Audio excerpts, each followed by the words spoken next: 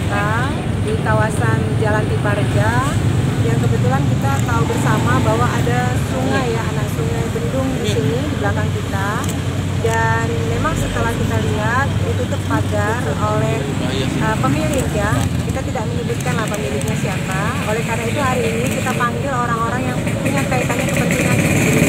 Karena di sini juga ada jaringan pipa Pertamina gas, dan kita tahu bersama ada aturannya bahwa setelah ada jaringan pipa gas itu 10 meter ya Pak ya, ke kanan maupun ke kiri itu harusnya menjadi lahan Pertamina dan menjadi pengawasan Pertamina, karena untuk membangun, untuk membersihkan, melaksanakan normalisasi itu tidak boleh sembarangan kalau memang sudah ada pipa Pertamina. Yang menjadi persoalan, anak sungai ini ditutup di pagar, sehingga kita dari pemerintah Kota Palembang kesulitan untuk melaksanakan normalisasi.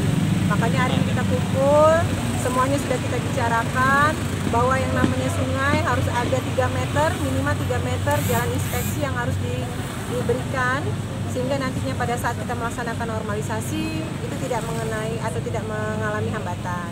Maka hari ini kita kumpul dan kita berharap nanti dilanjutkan kembali kesepakatannya, entah nanti dibuat dalam suatu perjanjian bahwa yang namanya sungai kita berharap tidak ada lagi bangunan atau pagar yang sifatnya menutup.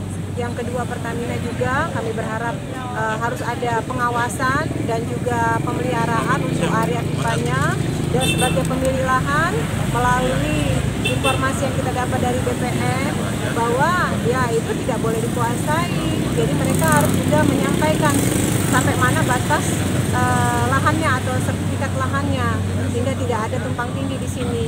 Dan kami berharap nanti semuanya selesai dengan baik.